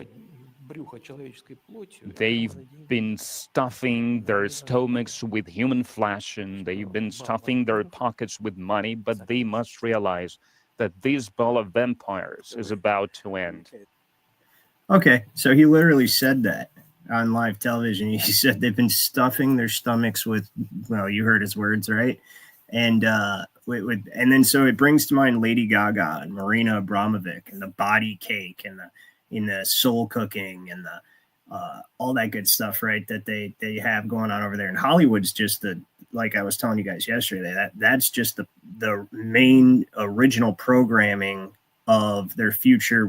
So they program archetypes in your mind in Hollywood, right? With you become emotionally connected in these characters that they put in these movies, which are based on, you know, a hero's journey or the anti-hero who's likable. He's not necessarily good, but he stands up for the downtrodden, like Deadpool, for instance, or Robin Hood, right? Hero's journey's Hercules historically, right? So they get these characters and then they artistically frame them in a certain way with the intention of, once they've ground that with movie after movie, different versions of the same archetype, then the news picks up the ball. Well, then the intelligence agency picks up the ball personally, and they start doing psychological operations like the Luigi Mangione thing or the recent Cybertruck and all that stuff, right? Well, the Luigi Mangione one's a really good example because that guy's made to be the Joker or Deadpool, right? And the same thing that the Ryan Roush guy, the would-be Trump assassin at the golf course, he was also somewhat of that figure, right? He was he's not a good guy because he's trying to kill somebody, but he's sacrificing himself for the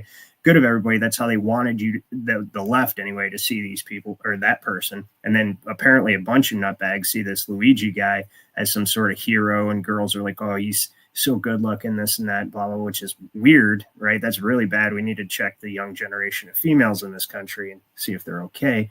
But that's my point. That's how they do it. So they program these archetypes in your mind, and then they play it out in real world psychological operations. And because of the pre-programming through movies and television, they know that most likely the majority of people are going to respond a certain way to this event or that event, or like, even if not the majority of people, they know how. And that's what the data collection and all that stuff is about, right? And so first, the data collection is to see, okay, how will conservatives respond to an archetypal character like this? And so a lot of these psychological operations are just data collection in the first place, but everything they do is also multifaceted. But back to the Hollywood thing, Hollywood being intimately connected to both communism and the intelligence community is entirely satanic. There's no question about that. They don't even hold you up about it. right? Like you gotta sign a contract basically, right, over there. And they have their little parties. Well, Jay-Z, Diddy, Marina Abramovic, all these people, all the Hollywood stars that were buddy with a certain entrepreneur that did not unalive himself, right? So, and he's talking about there's stuff in their stomachs with human, for years. And so I think about this when I first heard this, and I go all the way back to Elizabeth Bathory, right? So she was the one who would bathe in virgin's blood to keep herself young, and that was a queen, right? And then all the stories surrounding the royal family in England, right? Or the fact that there was a naked Asian dude fell out the window of Buckingham Palace, and that video is still out there, right? And nobody, and that's pretty high up. So I'm thinking he probably didn't do so well. I'm going to say he did not stick the landing. Okay. And just all that stuff. And so, and the last point I want to say about this, now he is trying to make himself look good to the Western population so that, of course, his dream would to have us capitulate and be like, please come save us from the tyrannical Western leaders, right? That would, of course, but he's also just being honest as well, right? And we would never do that because ultimately he's still under some form of control, even though he seems to buck the system a little bit more than other leaders, and maybe he has the freedom to do that. I don't know, right? Because at the end of the day, the financial control of the central banks is an all-encompassing octopus, right? It's got its tentacles in every major nation and even most of the undeveloped nations, if not all of the undeveloped nations. And so, and probably Iran, even though they don't publicly tell us that at this point, because again, Russia is protecting Iran. So, but you look at the history of Russia, right? And the only people to stand up, the only reason that we did not have United Nations after the Napoleonic War was because of Tsar Alexander. Okay, so at the Treaty of Vienna, I believe it was, or the Council of Vienna, I forget which it's called. Forgive me, it's been a while since I looked into it. After the Napoleonic Wars, they got together, and Nathan Rothschild, the whole purpose for throwing Europe into chaos in the first place was so that he could get his one world government. See, in order for communism to work, a central bank is necessary. So that's why they started with the central banks. But the real goal is not money, it's absolute power and control over all of the resources in the earth, right? And on the earth and in the earth. And that's the absolute goal. And so he threw Europe into chaos, and Tsar Alexander, he stopped it. It had to be unanimous amongst all the countries. And Tsar Alexander, who was a Romanov, he voted against it. And Nathan Rothschild vowed to wipe his entire bloodline off the face of the earth. So the Russians continued to be a pain in the ass for the bankers. And that's what led to the Bolshevik Revolution. Okay. That's what, because Trotsky, his real name was something like Baumstein. I don't even, Brownstein or something like that. You could look it up. I don't want to, but anyways, I know it wasn't Trotsky. Okay. And pretty much every single one of those people were propped up by Wall Street, like Lenin, Trotsky, all these guys were propped up and educated and financed because none of them were workers. They're all lazy. Communism is a lazy idea. That's how you sell it to the people. That's how you sell it to the Democrats here. I'm not doing the two-party thing. I'm just telling you that primarily leftists are moochers.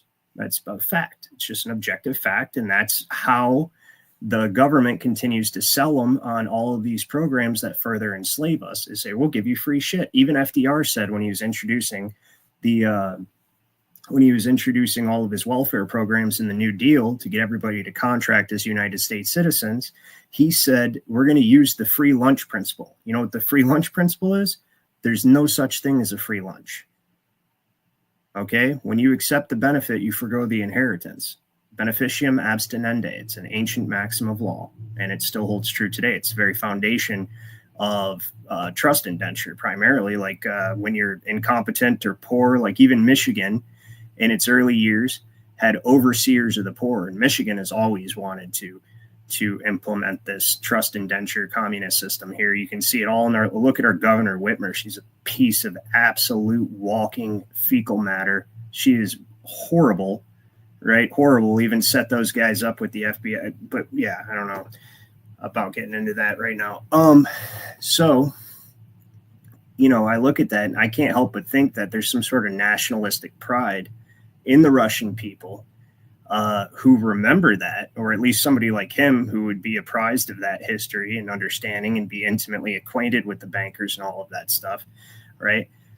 I mean, that's why I think he comes forth and he says shit like that, because it's true. And that is historical fact. And the Russian leaders, who were Christian, by the way, the Romanov family, they resisted the bankers until the Bolshevik Revolution, when they had them all taken down to the basement of their palace and murdered, every single one of them. And that was the fulfillment of Nathan Rothschild's promise to wipe out his bloodline. And then they further mock the Romanovs by making a Disney movie called Anastasia, right? That's what Anastasia is all about. So LJ says he's from Michigan. He wants to know if the fog's coming here too. I hope not. Shit. If it does, then that might be the only time you see me put on a muzzle. You know what I mean? Willingly, because that's some bad news. But so far, I think, you know, we've been in the clear, and hopefully,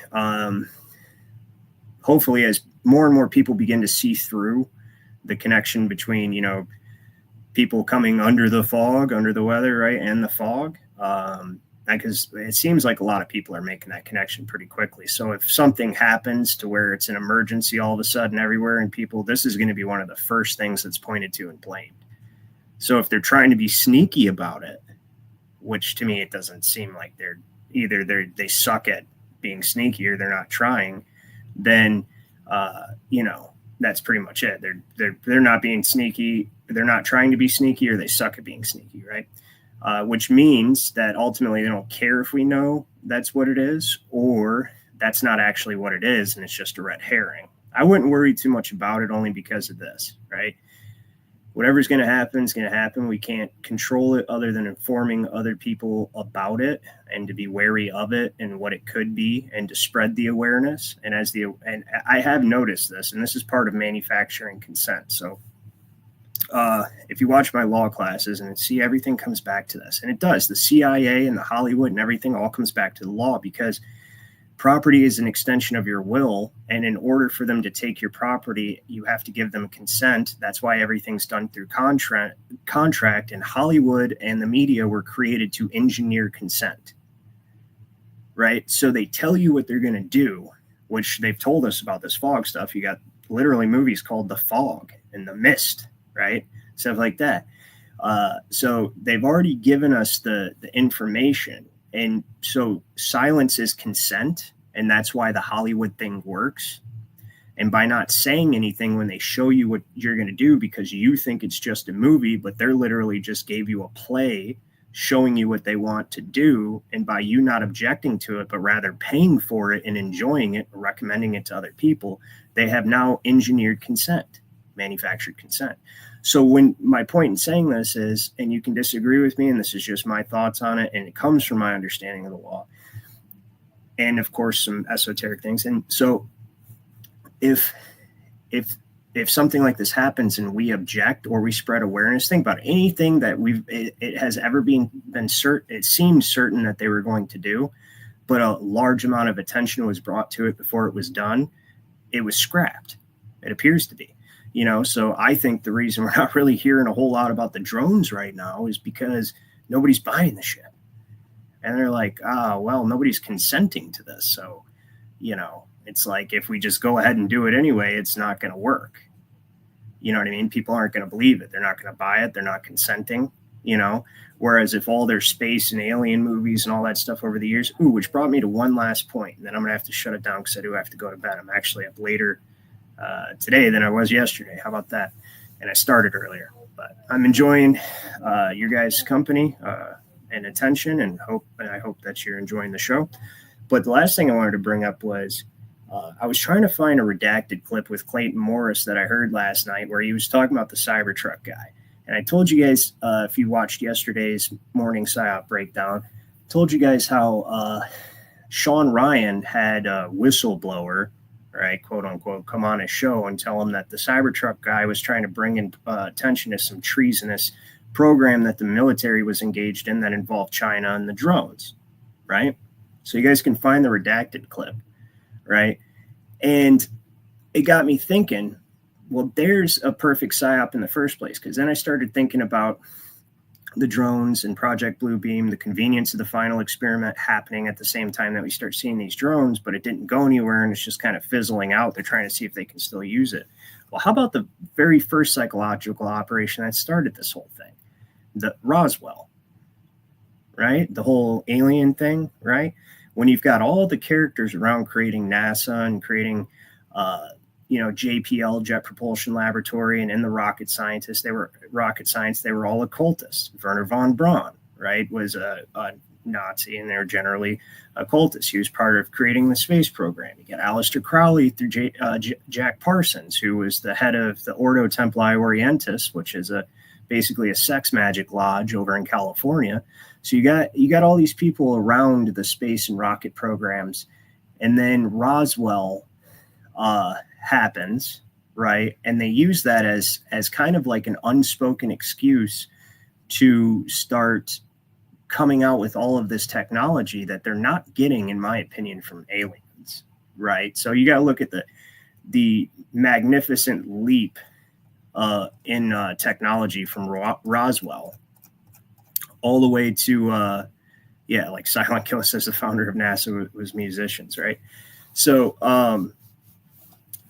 what would you say, Mr. Obvious? Let me look at your last statement. You corrected yourself, said Orange Man declassified drones being used at night by his boy is part of a corporation, Exotic Machines. Well, that's kind of, I'm getting to, so they've had this stuff for a long time and they've been gradually releasing it. Anything they let us have, they've had for decades, right? So smartphone technologies, all this type of stuff, I think they've had that type of stuff for a long, long time, or at least the ability to create it.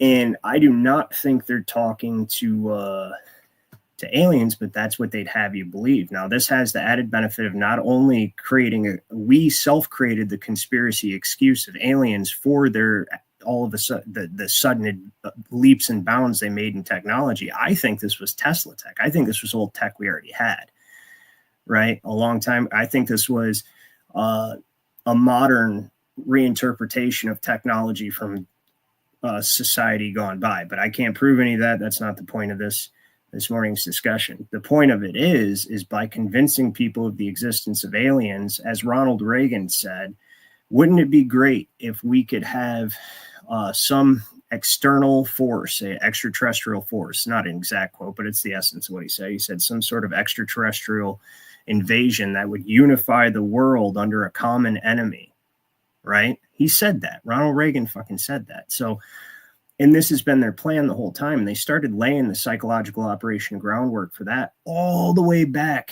with Roswell, right? And then further reinforced it with NASA and all their fake space bullshit that they do, right? And I don't care if you think space is real or you think that, the Earth is flat, it's a globe, doesn't matter. NASA is caught over and over and over and over and over again lying and faking shit. So I know some of my subscribers don't get into that type of stuff, but it's a fact. And there's so many videos of rats climbing on SpaceX rockets and bubbles coming out of helmets while they're supposed to be in space because they're really in an underwater pool and all that stuff. And the whole idea of outer space and alien was introduced to, and even before they even started doing any of that, you had these writers like H.G. Wells, War of the Worlds. They even did that psychological operations test with War of the Worlds on the radio station where they didn't tell anybody if it was real or not, right? And so I'm thinking they didn't tell anybody it was real or it wasn't real. And so people started panicking and flipping out and thinking we were under an alien invasion. And that was an intelligence agency orchestrated psychological operation to see how people would react to an alien invasion at that time. For whatever reason, that maybe they didn't get enough people, they chose not to do it. But I think they waited too long on it, and now their window of opportunity is passed. I'm thinking they're trying to connect something to these drones, but they're not really going to be able to unless they try to connect the fog to the drones, and then they're able to use it, right? And then they would have to say that's some sort of attack by a foreign country because, you know, they've already laid the groundwork with that with Sean Ryan, right? And his whistleblower who's, oh yeah, the Cybertruck guy who's gonna tell about you know, and that's where the idea of that's where I got the idea. I apologize for that. That's where I got the idea of the Tesla Cybertruck being self-driven to the wrong Las Vegas, right? That's what his buddy's saying is they silenced him. They knocked him out, that they put him in the Cybertruck and we're going to send him off and fake an attack or whatever, right? To silence him about the U.S. government's collusion with a foreign country and these drones to carry out an attack. And that's the whole idea going on there. So yeah, it's one thing's for certain as I wind this down tonight, or tonight, it's my night, your morning, if you're on the East Coast of, in the Eastern time zone of the United States. But that's what I think is this year, they're going to grasp at all straws, desperate to stop people from becoming aware of what they're doing and try to carry out some sort of catastrophic event, which I think will fail personally. Like I said, I'm positive about it.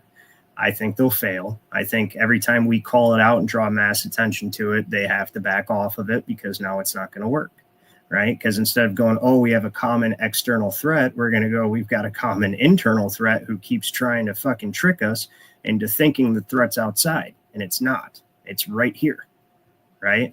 So anyways, thank you guys for joining me this morning. I appreciate it. Give me some feedback on what you thought of the stories this morning. This is only the second show, so don't base your final judgment on the stories covered this morning. And give me some feedback on what you'd like to hear more about, what you'd like me to follow, keep up on, and yeah, I hope everyone has a great day. Let's see. Let's do one last round on the comments. See what people have said. I can only go back so far. That I'll be here. I'm sorry, I'm not able to look at the screen, expound on what I'm saying, and read comments quickly as I will be able to after doing this regularly. So yeah, Cylon Killa says ETs are probably from continents that are not on our maps. I mean, that's the thing is I don't know what the Earth is, but I know that it's not what we are told.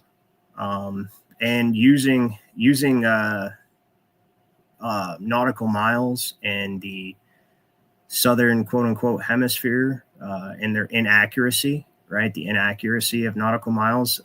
There could be continents hidden in the oceans, and we're not even allowed. There's so many restricted waters and places we're not allowed to travel by boat that, I mean, it's possible, and it would be, that could also be why they call them extraterrestrials, right? Like other lands, outer lands or whatever.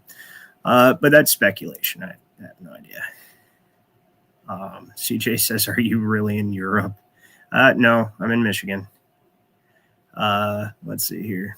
Oh, he was talking to somebody else. Martin Haley, Scotland. Cool, man. Tuning in from Scotland. That's awesome. If you smoke weed, you'll cough.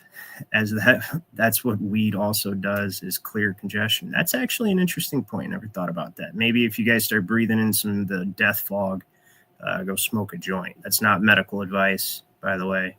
It's just a joke, maybe.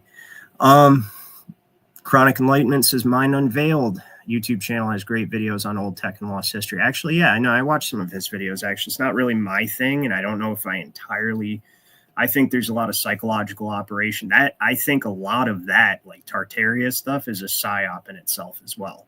I really do, right? But I look at Tesla's work, his writings, and I do think there's an aether. Okay, I do think that there's an ultra fluid substance, an ultra fine fluid substance that interconnects everything. It would make sense with quantum physics as well, right? And it's made up of electromagnetic frequency, right? Of the most subtle wavelength connecting everything together. And basically you could harness that. You could harness that energy if you knew how to conduct it. And that's what Tesla knew how to do, right? And so, let's see, Cylon Killer says, I'm waiting for the Iran pivot. Yeah, well, surprised they didn't blame the Cybertruck and NOS. Well, they were trying. That's what I'm saying, is each time that we bring attention to this and call out their bullshit, they pivot. They have to. They shift. Like, the FBI comes out and says, no, it wasn't a terror attack. And then next thing you know, they're, oh, yeah, it was a terror attack. And then they unroll a freshly creased ISIS flag out, right? And then take a picture in front of it. And they're like, oh, yeah, but then that didn't go anywhere, right? So they're struggling here. That's the feeling I get. An astronaut. Yeah, here's another one of those unusual things that NASA has happen. Dylan Heron says an astronaut almost drowning during a spacewalk. That's weird, right? Is it, what's he got, like a water, like a few gallons of water that feed into his helmet or something, and then the valve broke? Or don't even see how that would work, right? With the, I don't even know. Yeah, we're not going to get into that. There's channels for that. Check out Sovereign Soul Unchained Mind. I know a lot of you already subscribed. If you guys want to get into that whole rabbit hole, we don't do that a whole lot on this channel. Peg's Place is 1 a.m. there. Okay, so we're both in the morning. You're just way earlier in the morning. It's 9:02 here, which means I have to go to bed. Another amazing document survival. Yeah, oh yeah, good point. Yeah, hey, look. So the Cybertruck, that's how they knew who it was his passport. His body was incinerated, right, beyond recognition. But the passport laying next to him was perfectly fine. And again, this reminds us of the World Trade Center situation and how they knew who carried out the attack, because the hijacker's passport was found blocks from the crash site. So I'm thinking that, like, your VIPs and people you really want to protect, not only should you make vests out of whatever they make passports out of, but you should also make bunkers out of it. You should make tank armor out of it, right? You should make anything you want to protect. You want to get an impenetrable lockbox, wrap it in passport paper. All right. You don't need to waste a bunch of money on fireproof safes and all that stuff. Just wrap the shit in passport paper and it'll survive anything. Right. Yeah, it's quite amazing. Right. So, oh my God, CJ, that's gross. I'm not even going to read that, bro. I don't even know what to say to that. It's kind of funny though. 6 a.m. Walking Axel says, ooh, I do. Damn, I keep staying up later, but hold on. I do want to read one comment that lizard, I think I forgot one. There's 4 lizards. Lizard, put on the last video yesterday. And it was actually thought-provoking because it is a good point. He said his perspective is the cyber attack EMP grid down situation is the only psyop they're working with that will move the people. It's true. That or the weather. Exactly. Because look, everybody in North Carolina, you're just like, I'll never go to a FEMA camp. Well, a lot of those people that's where they're at right now, and it's not so good for them. And so never say never, right? But I don't think they'd be able to do that on a nationwide scale. And if it happens too much, they're going to get some backlash from the people, and they're trying to avoid that. If there's one thing Rome fears more than anything else, it's the mob. Rome has always feared the mob. That's why I never forget you have the power. Our country was founded on that, right? Because the only true source of sovereignty, as Thomas Jefferson wisely said, is the people. The just powers of government are derived from the people, the just powers, because you can have powers through force, but only just powers come from consent. And that's why the people are the sovereignty, right? You can only contract away your freedom. Natural law, common law is the fundamental law. So anyways, he says that or weather. World War III isn't sticking. I actually agree with him. No one else is interested in aliens. 90s are a long way away. That's true, right? Almost said it. The Coof and old Fauci, right? Fell asleep at the wheel last time. So another Coof won't move people like it did a few years back. But when people's internet stops working, cars don't start, heating and cooling don't work or won't work, then we will see the lines begging to get into the camps, right? Yeah, absolutely. Where they have electricity and internet, which that's kind of presumptuous. You think they're going to waste money on that? Shit, no, they got nice cars to buy and all sorts of other stuff to do with your property. And he says, kind of like the South Park Internet Down episode. It won't be all at once. It'll be bit by bit. I've already seen videos of people in North Carolina complaining that there isn't enough room in the camps. Zone by zone until a majority of us have been affected and don't even realize it. So he thinks they're going to use the slow boil the frog routine on us and do it little by little but see, once it starts happening, see, now that he said it, and I said it on the internet and I read it for you. Now we just need to make people aware of that is also a good point, and that would probably work. So if they could do it, if we don't notice it, because they have to use the slow boil the frog tactic, which they used to get us in this situation. That took, about 100 years in the first place, so a little longer. But anyways, guys, I have to go to bed.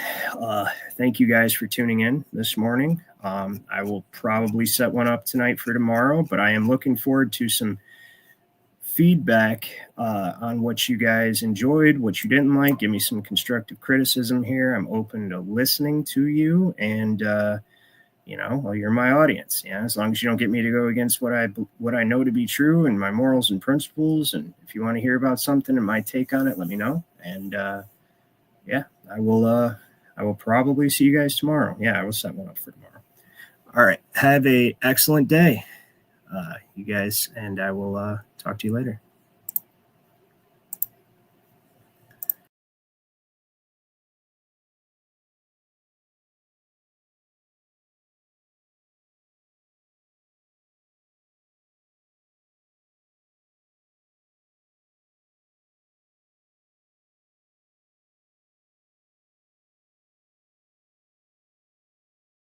It did not end. It wants me to stay on. My bad. I clicked the wrong damn button. I'm tired. I've been up for probably 20 hours. So, all right. You guys have a good day. Bye.